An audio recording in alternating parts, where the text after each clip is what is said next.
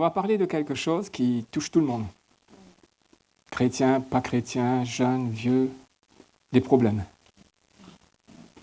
Comment gérer les problèmes? On va spécifier ce que l'Évangile dit sur les problèmes. L'Évangile parle de la manière dont on gère les problèmes. Quoi que l'on fasse, on a des problèmes. Des problèmes parce qu'on fait mal et des problèmes parce qu'on fait bien. Joseph a été fidèle par rapport à Potiphar. Il n'a pas voulu coucher avec sa femme. Il est parti en prison. Et si vous lisez dans, je crois que c'est Genèse 45, c'est écrit « Et l'Éternel était avec Joseph ».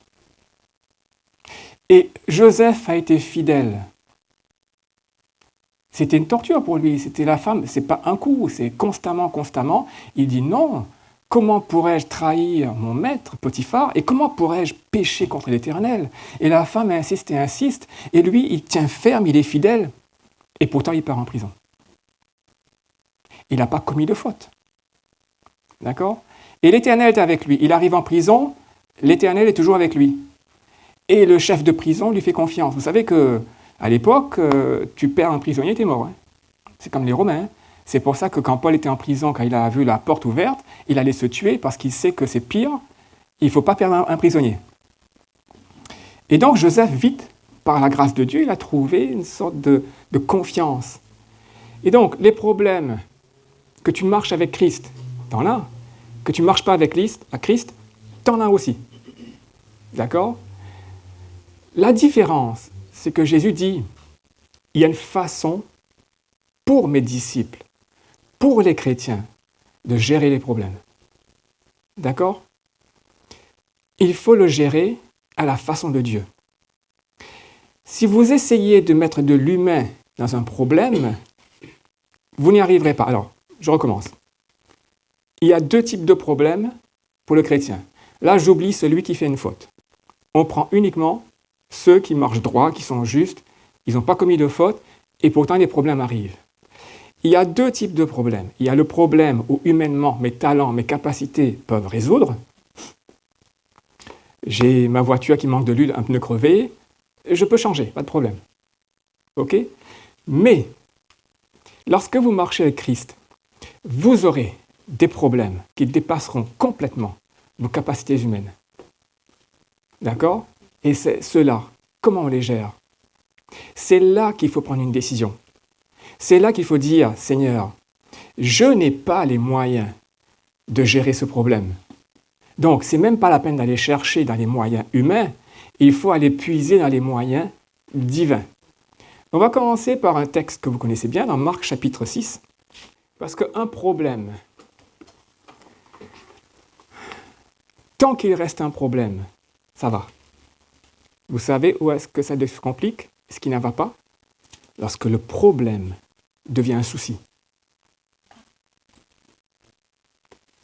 Jésus n'a jamais dit vous aurez des soucis.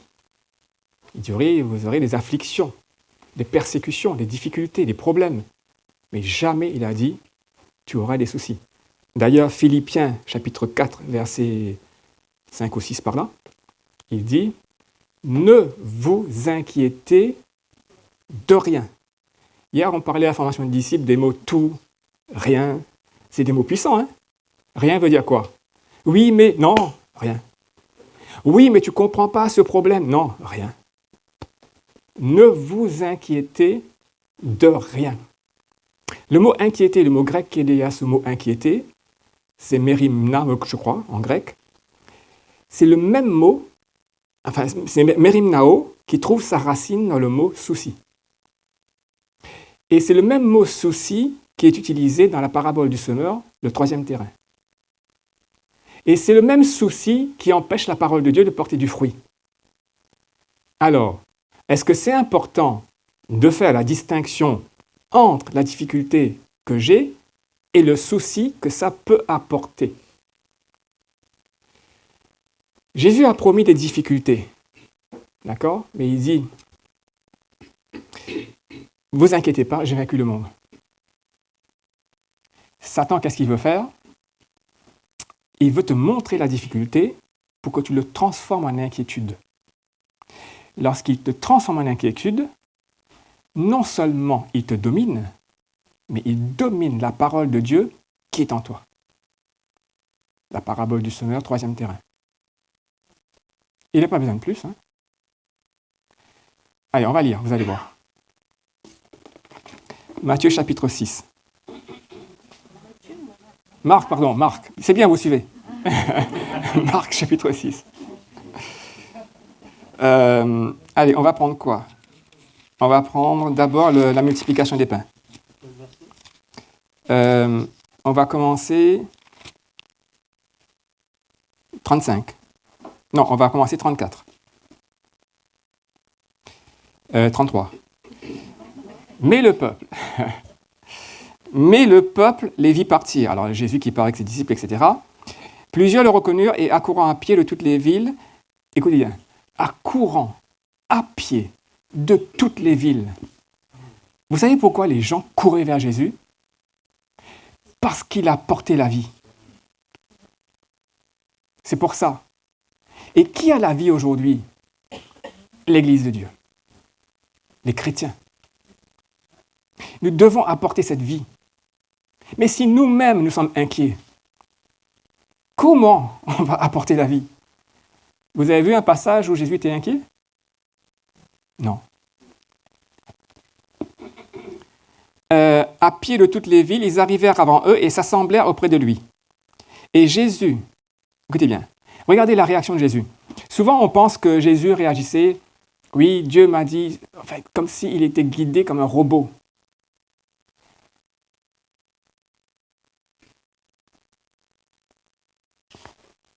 Être conduit par le Saint-Esprit, ce n'est pas comme un robot, fais A, fais B, fais C, C, D. Non.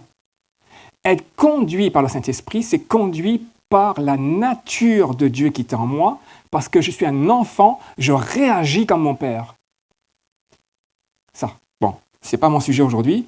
Et pourquoi je dis ça? Vous allez voir pourquoi. Alors, Jésus étant sorti, vit une grande multitude, et il fut touché de compassion. Ce qui fait bouger Jésus, c'est sa compassion. Il passe à côté de la ville de Nain, comme ça, et il y a une femme, une veuve, qui sort et qui enterre son fils, son unique. Et vous savez qu'à l'époque, veuve, fils unique enterré, manger très dur. D'accord? Est-ce que Jésus ressuscite tous les morts qu'il voit? Non. Est-ce qu'il guérit tous les malades qu'il voit? Non. Mais là, il était ému de compassion. Il arrive et il ressuscite le garçon. Parce qu'il avait de la compassion pour le garçon? Non. Pour la maman. Ça, c'est Jésus. Et alors, quand il a vu la foule, il fut touché de compassion envers eux parce qu'ils étaient comme des brebis qui n'ont point de berger.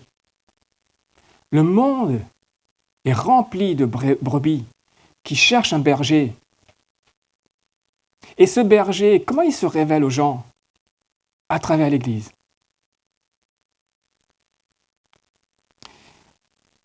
Parce il n'avait point de berger. Et il se mit, Jésus. Écoutez bien ça. Les gens courent de partout, cherchent Jésus. Jésus sort de la barque. Il voit cette foule. Il est ému de compassion. Et vous dites, cette foule a besoin de quelque chose. Et quelle est la première chose qu'il donne?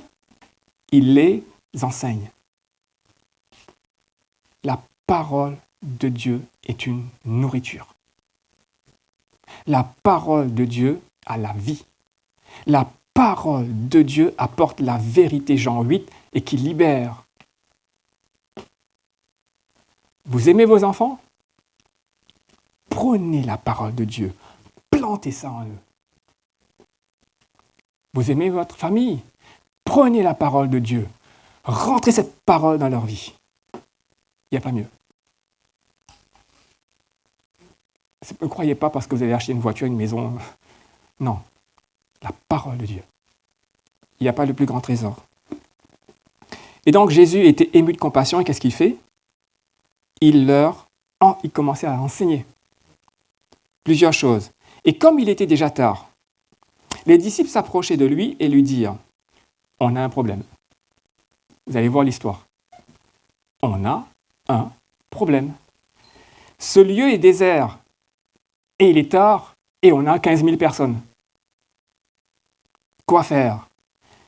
Et les disciples disent, « Renvoie-les afin qu'ils aillent dans les villages et dans les bourgs des environs et qu'ils achètent du pain, car ils n'ont rien à manger. » Est-ce que c'est une solution? Oui. Est-ce qu'il y avait besoin par la suite d'avoir un miracle pour sortir de ce problème? Non. Tout ça pour vous montrer la compassion de Dieu, l'amour de Dieu. Est-ce qu'ils avaient vraiment besoin d'avoir un miracle, sinon les gens mouraient, les 15 000 mouraient sur place? Non. Et pourtant, Jésus dit non. Écoutez bien ça, la suite. Et Jésus leur dit, « Donnez-leur vous-même à manger. » Regardez comment Dieu réagit face à nos problèmes. Les disciples, lorsqu'ils étaient face à ce problème, ils attendaient quoi?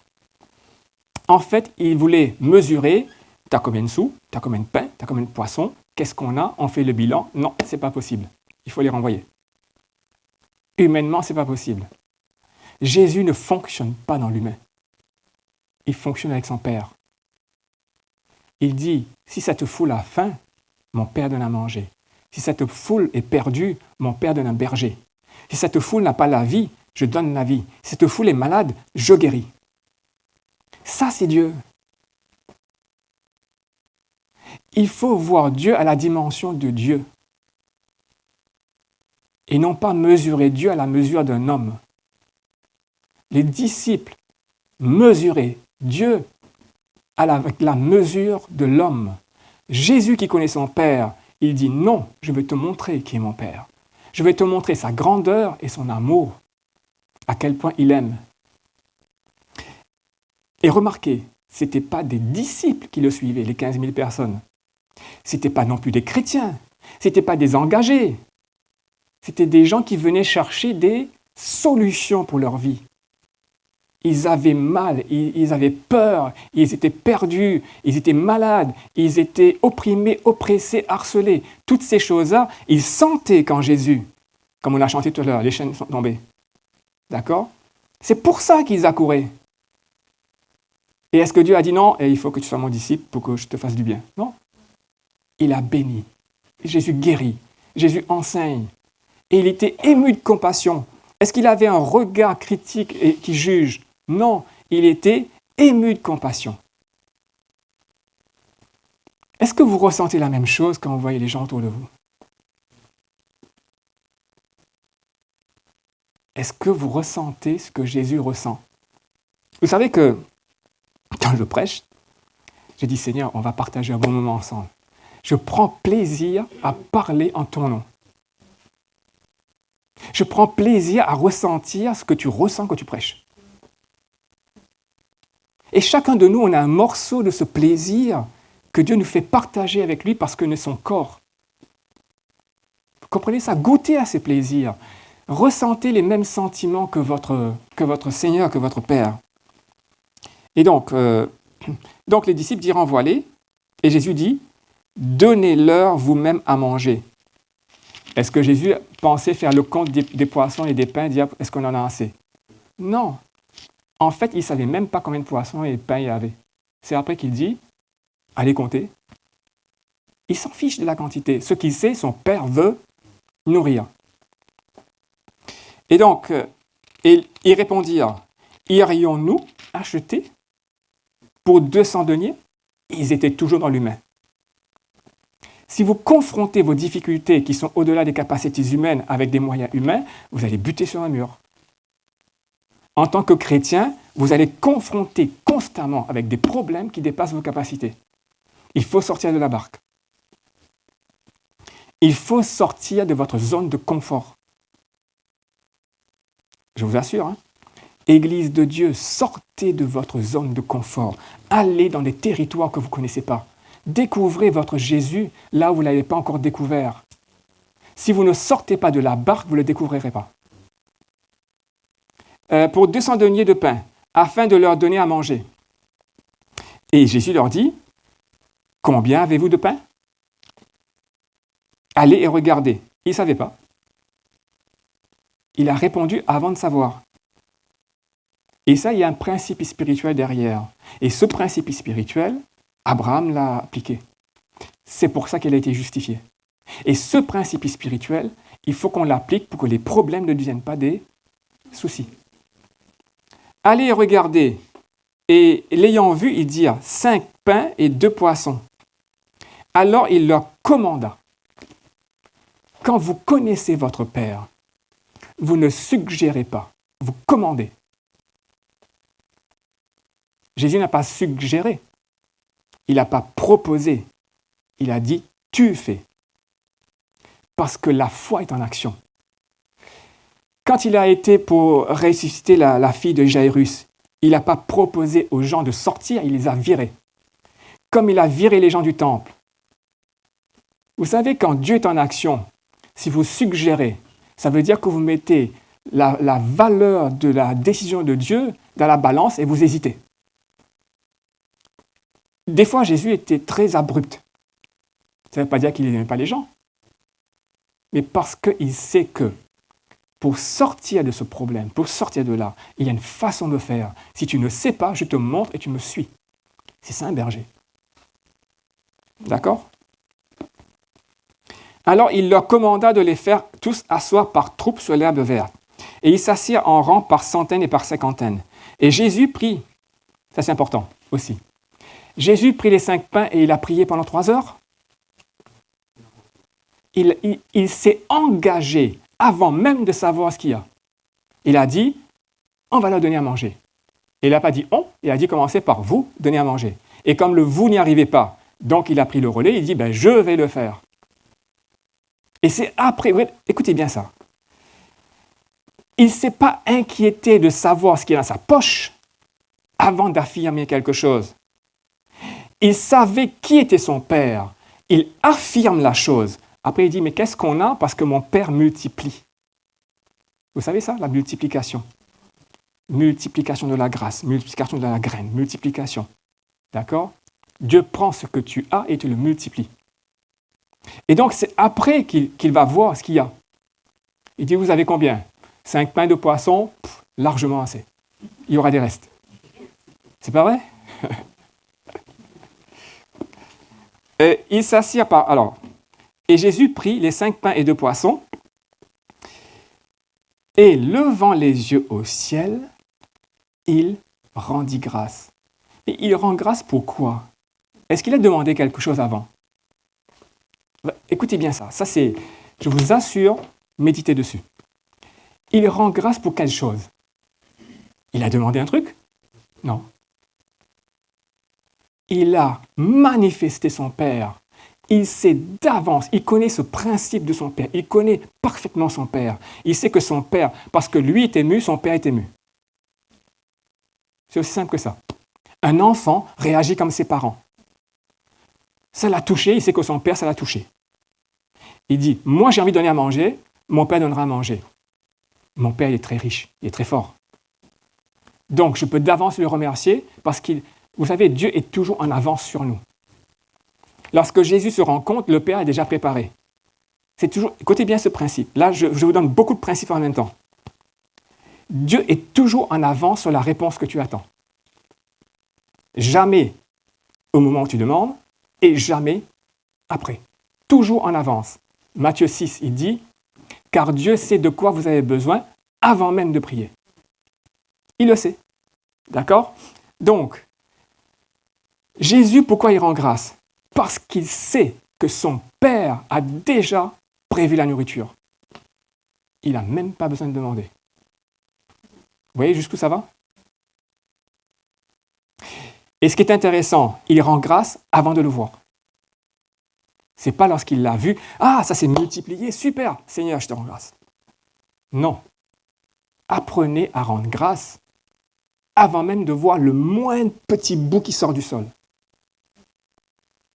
Là, vous allez avoir une intimité avec Dieu, une confiance en béton. Là, vous sortez de la barque, vous marchez sur l'eau. D'accord? Est-ce que vous voyez la différence entre la réaction des disciples et la réaction de Jésus? Totalement opposée. Les disciples ne connaissaient pas le Père, absolument pas. Ils étaient très humains, formatés par le monde, la pensée du monde, la façon de raisonner, comme nous tous d'ailleurs. Mais il a fallu prendre, et Jésus a pris ses disciples et les a amenés à fonctionner, à sentir, à réagir comme Dieu réagit. Tout un travail. Ce travail que Jésus a fait avec les disciples, nous sommes supposés le faire les uns aux autres, chacun dans la tâche et l'appel que Dieu a donné à chaque personne. Il faut pousser plus loin. Et donc, afin que... Alors, il rendit grâce et rompit les pains et les donna à ses disciples, afin qu'il les leur présentasse. Jésus commence, et vous savez, quand il a rompu les pains et les poissons, il y avait toujours 5 pains et 2 poissons. Hein. Le miracle s'est opéré à quel moment? Dans la main des disciples, au moment où ils distribuaient. C'est comme à Cana, quand Jésus a changé l'eau en vin. Il n'a pas prié pour savoir si Dieu voulait changer l'eau en vin pour un mariage, pour une fête. On peut s'en passer, on peut boire de l'eau. Vous vous rendez compte? C'est parce que des fois, on croit que c'est vraiment les choses indispensables. On peut faire la fête avec de l'eau, il n'y a pas de vin, tant pis. Est-ce qu'on va en mourir? Est-ce qu'ils ne seront pas mariés pour autant? Ils seront mariés. Mais Jésus a exécuté. Il a mis de l'eau, il dit mettez de l'eau. Vous savez, il commanda. Il n'a pas suggéré. Mettez de l'eau là-dedans. Maintenant, on va donner à l'ordonnateur. Il n'a même pas goûté. Et tous en mangèrent. Et ça aussi, c'est important. Chaque verset, il y a une vérité dedans. Tous en mangèrent et furent rassasiés. Le mot rassasié est important. Dieu ne donne pas avec retenue. Avec limite, ouais, t'as assez mangé, tu sais qu'il y avait que 5 pains de poisson, mange pas trop. D'accord? Et il y en avait qui débordaient, ils étaient rassasiés et ils ont récupéré 12 paniers du reste. Et Jésus dit, ramassez tout, qu'on n'en perde aucun. Et vous remarquerez, donc, je crois que c'est dans Marc chapitre 8, Jésus parle du levain des pharisiens, etc. Et il reprend ses disciples à un moment donné, il dit, mais vous n'avez pas de mémoire? Vous ne vous rappelez pas les 5 pains et 2 poissons, 12 paniers, 4 pains et 2 poissons, je ne sais plus combien, et il y avait 7 paniers, et puis le nombre de milliers d'hommes, je fais court. En fait, il est en train de dire, écoutez bien, ça c'est magnifique.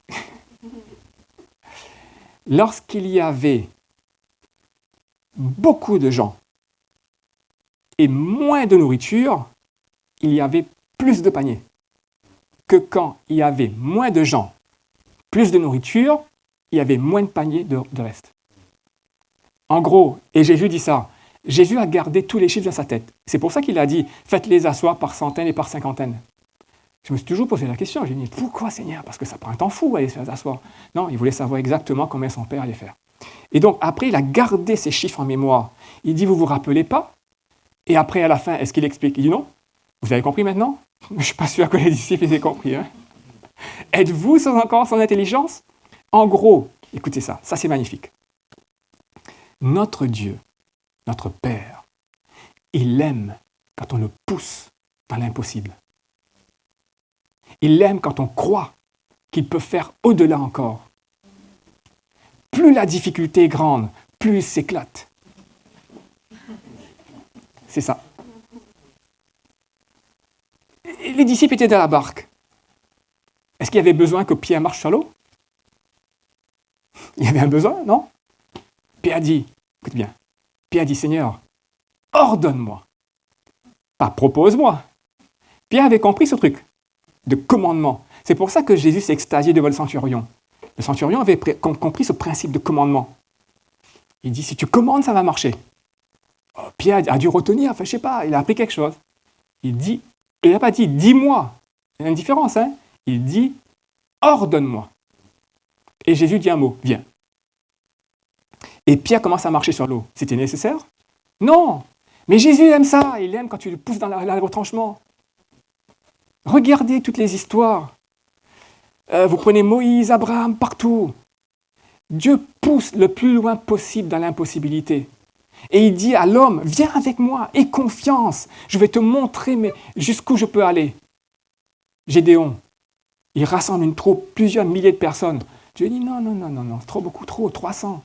Parce qu'en face, il y a 135 000, mais moi, je vais en sortir. 300, ça suffit. Goliath, une armée de soldats aguerris. Personne n'a osé l'affronter. Le petit berger qu'on ne connaît pas, il va l'affronter. Au nom de l'Éternel. Ça, c'est notre Dieu. Le problème, c'est juste un moment à passer, c'est tout. Le problème, il faut le voir autrement. Regardez le problème comme une occasion de rentrer dans l'impossible avec Dieu. Une occasion de pousser notre Dieu, pas le pousser parce que lui, il est déjà très très loin, mais de dire, Seigneur, je vais marcher encore plus loin avec toi pour qu'on s'éclate ensemble. C'est pour ça que dans Hébreux 11:6, il dit, or, sans la foi, il est impossible de plaire à Dieu. Ça veut dire quoi? Avec la foi, tu plais à Dieu. Plus tu as la foi, plus tu lui plais. Pourquoi? Parce que la foi dit, Père, je crois que je peux aller encore plus loin, 5 pains de poisson, on peut faire mieux, un pain de demi-poisson. Ça, c'est Dieu. Vous comprenez ça? C'est le message qu'il donne. Dieu veut se glorifier à travers ce qu'on dit, ce qu'on fait, ce qu'on montre. D'accord? Vous dites, mais oui, mais moi, enlevez les mais. Il n'y a pas de mais dans la Bible. Je ne sais pas si... Vous virez les mais. D'accord? Dieu est. Il est comme ça. Vos difficultés vous bloquent parce que vous avez mis un mais. Est-ce que Jésus a dit un jour mais? Pierre lui dit, ordonne-moi. Oui, mais Pierre... Non, viens. C'est fini. Allez, viens. Il n'a pas discuté avec Pierre. Hein? D'accord? Ok. Donc, ça, c'est la façon d'aborder le problème. Maintenant, le souci. Quand on voit un problème, vous n'êtes pour rien.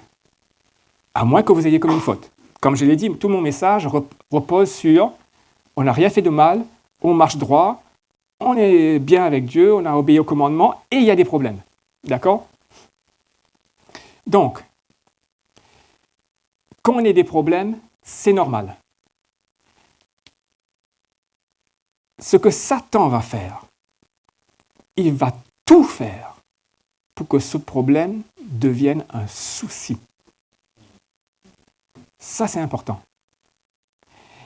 Et vous savez comment il fait ça?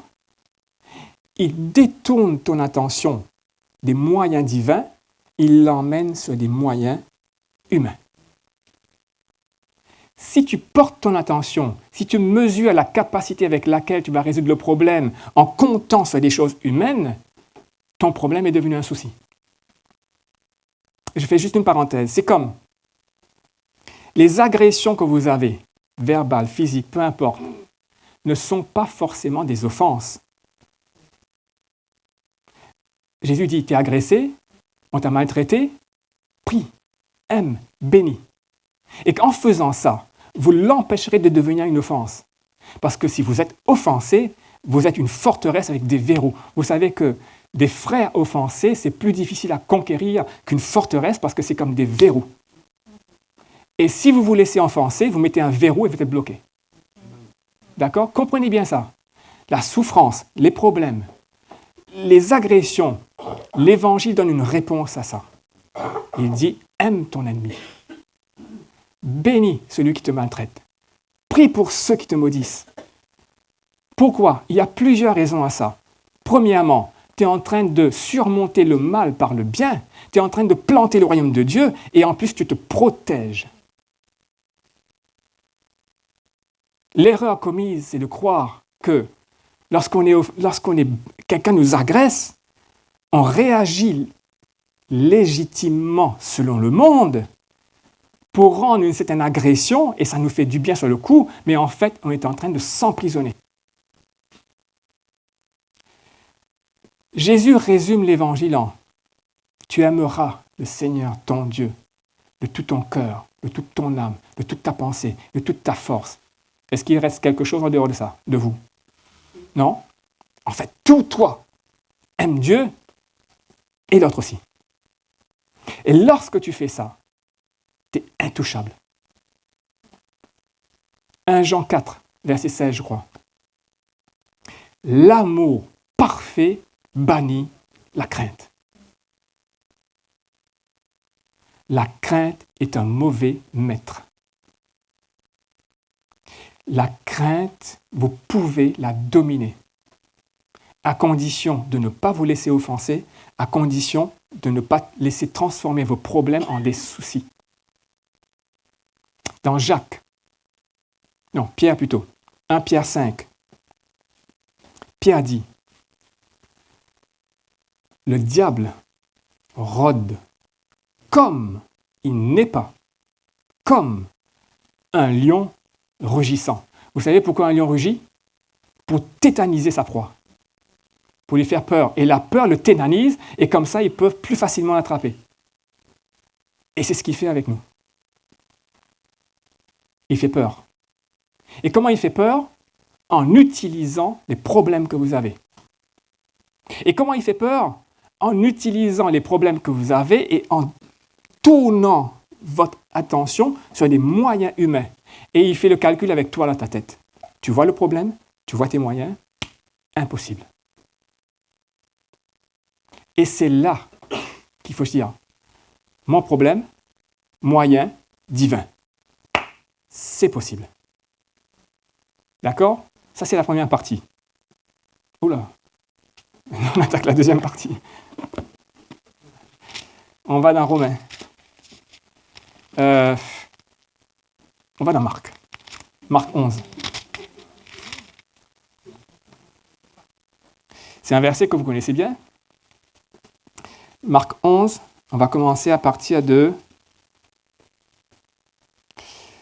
22. C'est quand Pierre passe à côté du figuier et voit que le figuier a séché. Vous connaissez l'histoire. Jésus a dit que plus jamais le fruit ne naisse de toi. Et Jésus répondant à Pierre, il dit « Ayez foi en Dieu, car je vous dis en vérité que quiconque… » Là, Jésus, écoutez bien, il développe un principe spirituel et il vous dit « Appliquez-le dans la prière. » Il donne un principe spirituel, il dit « Voilà comment ça marche, et vous devez l'appliquer dans la prière. » Il dit « Je vous dis que quiconque dira à cette montagne « ôte-toi de là et jette-toi dans la mer » et qui ne doutera point dans son cœur, mais qui croit ce qu'il dit arrivera, ce qu'il dit lui sera accordé. D'accord? Une montagne, c'est quoi? C'est quelque chose qui m'empêche de passer. D'accord? Qui me bloque la route. Et est-ce que humainement, je peux déplacer une montagne? Non. D'accord? Jésus est en train de dire comment tu vas gérer tes problèmes qui te dépassent. Il y a une façon de le faire. Il dit, si tu crois vraiment et tu ne doutes pas, tu dis à cette montagne, bouge-toi de mon chemin. Elle bougera. Écoutez la suite. C'est pourquoi, verset 24, avec Dieu, il faut arrêter de compter humainement, vraiment. C'est pourquoi, parce que je viens de dire ça, c'est pourquoi je vous dis, tout, le mot tout, rappelez ça hier, tout, c'est puissant tout. Il n'y a pas de mais dedans, hein. Tout. Tout ce que vous demanderez en priant, écoutez bien, croyez que vous l'avez, croyez que vous le recevez et vous le verrez s'accomplir. Je ne sais pas quelle version vous avez. En gros, il dit, ce que tu demandes en priant, crois que tu l'as et tu le verras. Ça, c'est le principe de Dieu. Le principe humain, regarde ce que tu as, d'accord?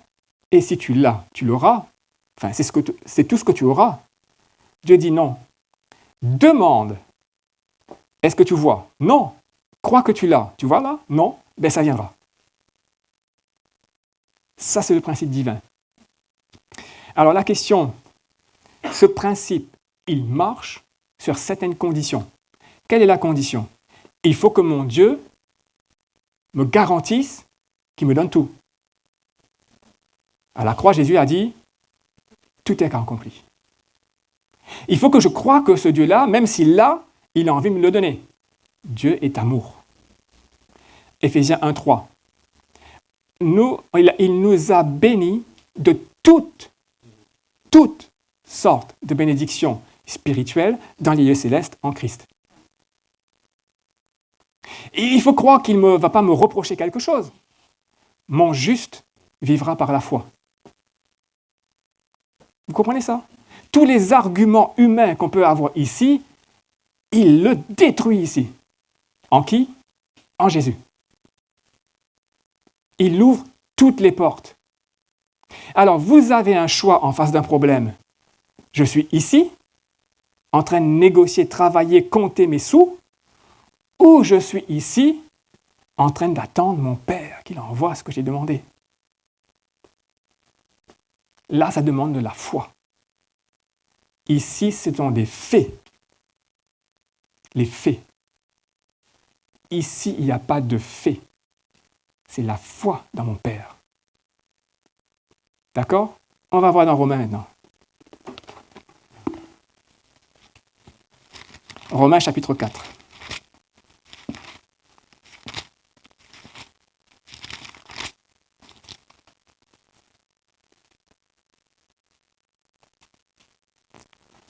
C'est l'histoire d'Abraham. Je ne vais pas raconter toute l'histoire, mais on va lire à partir du verset 16, allez, 15. Allez, à partir du verset 15. Car la loi produit la colère. Dans le monde naturel, il y a des lois. Si tu as 5 euros, tu n'en as pas 10. Avec Dieu, il n'y a pas de loi, c'est la grâce. D'accord? Car la loi produit la colère. Là, après, j'ai pris un cas particulier, mais il y a toute la loi mosaïque, il y a toutes les lois qu'on peut imaginer qui nous bloquent. Jésus a banni la loi, tout ce qui condamne. Il nous a amenés dans la grâce. Ce qui veut dire que tout ce qui passe ici, pour résumer très court, tout ce qui se passe ici, c'est en Christ, par Christ, pour Dieu le Père. D'accord? Ici. Car la loi produit la colère, en effet, où il n'y a point de loi, il n'y a point de transgression. C'est pour ça qu'on est sauvé par la foi. Il y aurait la loi, il y aurait une transgression. Jésus dit non, on arrête la loi, vous allez être sauvé par la foi. Donc du coup, il n'y a pas de transgression. C'est donc par la foi que nous sommes héritiers. C'est donc par la foi que nous sommes héritiers. Héritier veut dire, je vais hériter de quelque chose, je vais gagner quelque chose. Pas que j'ai travaillé pour, pas que je mérite, mais on me le donne comme un héritage. Héritier, afin que ce soit par grâce. La foi, la grâce implique la foi. Éphésiens chapitre 2, verset 8. Vous êtes sauvés par grâce, c'est la grâce qui sauve, mais par le moyen de la foi.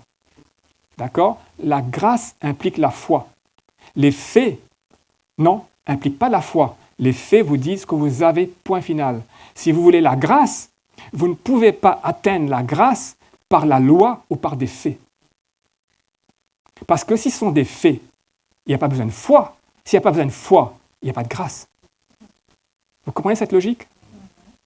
La grâce implique toujours la foi. La foi implique toujours je ne vois pas. Je ne ressens pas, je n'entends pas. J'ai aucune preuve physique, je n'ai aucune preuve à travers mes 5 sens. La seule preuve que j'ai, mon Dieu l'a dit. Ça, c'est la foi. D'accord?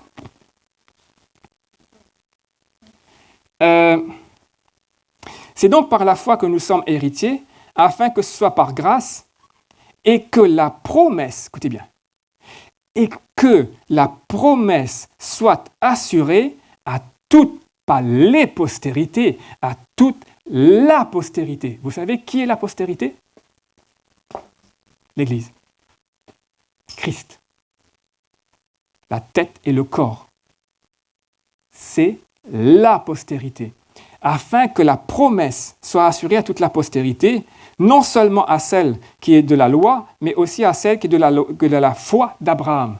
Et j'arrive au verset qui m'intéressait, lequel, donc Abraham, selon qu'il est écrit, j'étais établi pour être père de plusieurs nations, et notre père à tous devant Dieu, auquel il a cru, Dieu, virgule, qui, le qui c'est Dieu, hein, qui fait revivre les morts, écoutez bien la suite, Dieu qui fait revivre les morts et appelle les choses qui ne sont point comme si elles étaient. Dieu qui appelle la chose qu'on ne voit pas, on ne touche pas, on ne peut pas sentir, il n'y a aucune preuve physique, aucun fait. Il appelle cette chose comme si elle existait. Alors le comme si ne veut pas dire on a l'impression qu'il existe, en fait il n'existe pas. Non, je reformule. Dieu appelle les choses que tu ne peux pas percevoir parce qu'il existe. C'est pour ça qu'il l'appelle. Vous comprenez ça? La chose n'est pas perceptible encore dans le monde naturel, mais elle existe en Christ. Dieu a toujours plusieurs coups d'avance sur nous. C'est pour ça qu'il l'appelle. Il dit, toi tu ne le vois pas, moi je le vois, et je te parle de ça. Si tu me crois, il descend.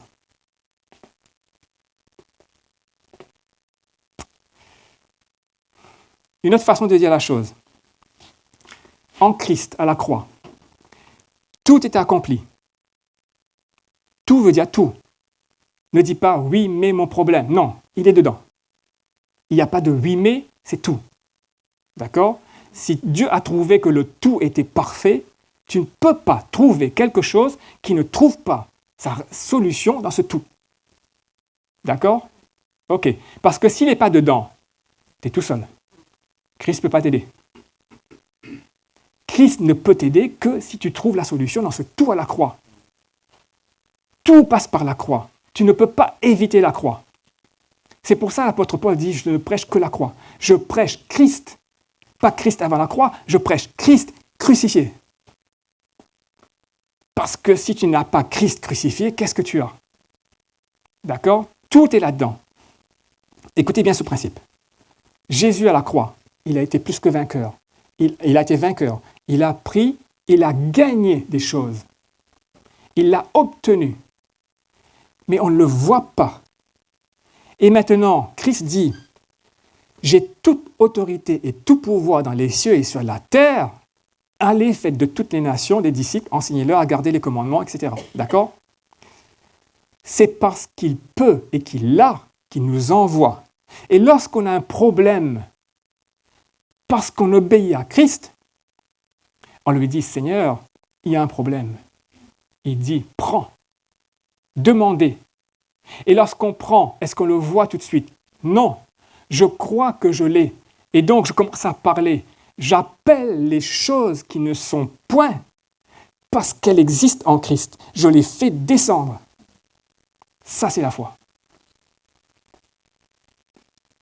Je n'ai pas besoin d'attendre de le voir pour croire. Je n'ai pas besoin d'attendre de l'entendre, de le voir pour rendre grâce. Le jour où j'ai prié, j'ai dit, Seigneur, donne-moi ça parce que là, je suis en train de te servir, je suis bloqué. C'est fini. Merci. On n'en parle plus. Ça vient. C'est comme ça. Quand on dit on prie, souvent on pense que je sors ma liste. Numéro 1, numéro 2, numéro 3. C'est pas ça prier. Prier, c'est une intimité avec mon Père. J'apprends à connaître mon Père, à être en symbiose avec lui, à être serré avec lui, à sentir ce qu'il sent. Quand il est triste, je suis triste. Quand il est content, je suis content. C'est ça, prier. Et lorsqu'il y a un problème, je lui en parle en 2 secondes, c'est fini. Et pourquoi c'est fini? Parce que je connais mon Père, je n'ai pas besoin d'en reparler. C'est comme le centurion, il dit, moi quand je dis à un soldat, va là, je n'ai même pas besoin de vérifier. Je sais qu'il va y aller. Et nous, c'est pareil. Quand j'ai un problème, je dis, mon Dieu, voilà, j'ai besoin de ça. Merci, Fini. Si je reviens là-dessus, c'est comme si je dis, t'aurais oublié par hasard? Je ne suis pas sûr que tu me comprennes. Je ne suis pas sûr que tu comprennes la difficulté. Il faudrait peut-être que j'insiste un peu plus. Dieu sait de quoi vous avez besoin avant même que tu viennes vers lui. Il sait tout. Il sait même plus que toi ce que tu as besoin. Des fois, on croit avoir besoin de ça. En fait, tu as besoin de ça ou ça. Et lui, il sait. Regardez dans 1 Pierre. 1 Pierre, chapitre 5. On va commencer au verset 6. 1 Pierre 5, 6. Humiliez-vous donc sous la main puissante de Dieu, afin qu'il vous élève quand il en sera temps. Alors, une des choses, je passe rapidement dessus, l'humilité. D'accord? Hier, je disais à la formation, un démon te résiste, tu peux le virer. Des gens te résistent, tu peux bouger. Mais quand Dieu te résiste, t'es cuit. Tu ne pourras pas le bouger. Tu peux faire ce que tu veux, tu ne passeras pas. Donc, Dieu résiste aux orgueilleux.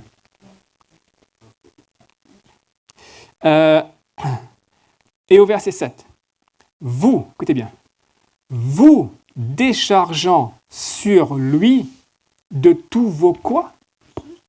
Soucis. Le souci ne doit pas rester sur tes épaules, tu dois le décharger. Et pourquoi je déchargerai? Regardez la suite. Parce qu'il a soin de vous. Si tu as un souci, c'est parce que tu ne crois pas que Dieu a soin de toi. Il dit, il s'occupe des oiseaux, des fleurs des champs. Crois-tu pas qu'il va s'occuper de toi? Vous comprenez ça? Pourquoi j'ai un souci? C'est parce que je ne crois pas que Dieu va s'occuper de moi. Vous savez pourquoi je ne crois pas? Parce que je n'ai pas goûté parfaitement à l'amour de Dieu. J'ai des doutes sur son amour. Le jour où vous n'avez plus de doutes sur son amour, le souci, c'est plus votre souci. D'accord? On pourrait rester longtemps là-dessus à vous expliquer ça. J'espère que vous avez compris le principe spirituel qui est derrière.